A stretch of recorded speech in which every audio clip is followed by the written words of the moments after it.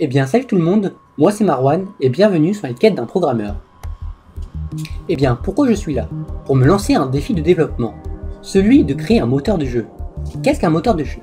Un moteur de jeu est un logiciel spécialisé dans le développement d'un ou plusieurs types de jeux différents, que ce soit des jeux de course, des RPG ou des FPS, tout cela est possible grâce à de tels logiciels. Il serait presque impossible de réaliser de tels jeux vidéo, car tout simplement les moteurs de jeu en sont la partie centrale. Les moteurs de jeu sont aussi appelés frameworks, car la simple et bonne raison qu'un framework est un ensemble de composants logiciels utilisés pour établir les bases ou les grandes lignes de tout ou d'une partie d'un logiciel.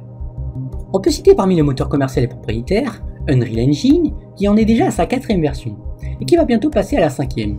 Beaucoup utilisé pour les grosses productions, comme par exemple la série des Gears, Fortnite, Street Fighter V, ou encore le remake de Final Fantasy VII. On peut aussi citer un de ses concurrents, Unity 3D, utilisé par les indépendants pour sa simplicité d'utilisation ou sa rapidité de compilation. Il a vu naître de nombreux jeux, comme Ori and the Blind Forest, ou encore Hearthstone de Blizzard. On peut citer une panoplie d'autres moteurs, comme par exemple CryEngine, utilisé pour les Far Cry ou Crysis, RPG Maker pour le développement de RPG à l'ancienne, Game Maker pour les débutants, Construct 2 ou 3 pour les jeux web ou mobiles, ou encore Lumberyard, un moteur basé sur CryEngine. Il a vu naître un jeu développé depuis 10 ans, Star Citizen. On ne sait toujours pas s'il risque de sortir. Il existe aussi des moteurs libres de droit, comme par exemple Ren'Py, utilisé pour les visual novels, ou encore Godot. Dans la série vidéo que je vais vous présenter sur cette chaîne, on ne va pas parler des moteurs cités précédemment, mais bien par la création d'un tel moteur de jeu. On aura peut-être l'occasion d'en parler à d'autres moments sur cette chaîne. Pourquoi vouloir créer son propre moteur?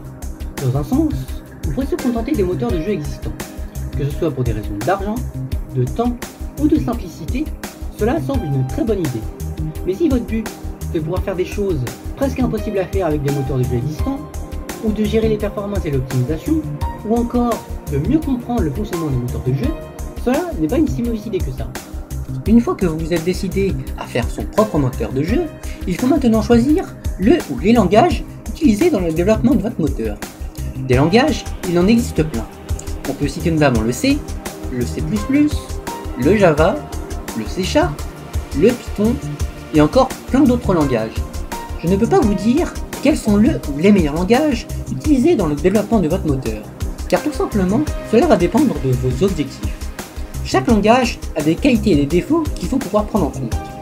À partir de ce postulat, on peut établir une liste de questions qui vous permettront de choisir au mieux le meilleur langage pour votre moteur.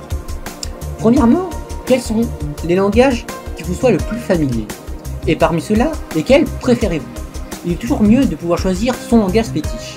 Deuxièmement, êtes-vous prêt à devoir apprendre un nouveau langage? Chaque développeur se doit de pouvoir s'adapter aux différentes contraintes de développement.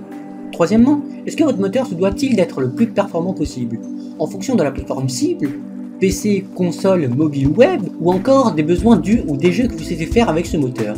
Quatrièmement, voulez-vous utiliser des librairies liées dynamiquement ou des LL dans votre projet? Comme ça, cela vous permettra de choisir votre langage fétiche, et si une partie de votre moteur a besoin de pouvoir gérer les performances, il vous sera toujours possible de pouvoir prendre une DLL codée dans un langage adéquat. Cinquièmement, voulez-vous utiliser un langage de script? Comme ça, vous pourrez utiliser un langage utilisé pour les bases de votre moteur et un langage utilisé pour le développement de votre jeu. Ces 5 questions constituent une base dans le choix de votre langage. Dans la suite des vidéos, nous partirons sur le C++, un langage que j'affectionne particulièrement. Le C++ est un langage qui a su montrer ses preuves dans les studios de développement de moteurs de jeu. J'utiliserai peut-être un langage de script, mais on aura l'occasion d'en parler dans la suite des vidéos. Bien que j'ai déjà utilisé des moteurs de jeu commerciaux tels que Unity ou Unreal Engine, ainsi que développé mes débuts de moteur, je ne me présente pas comme un expert des moteurs de jeu.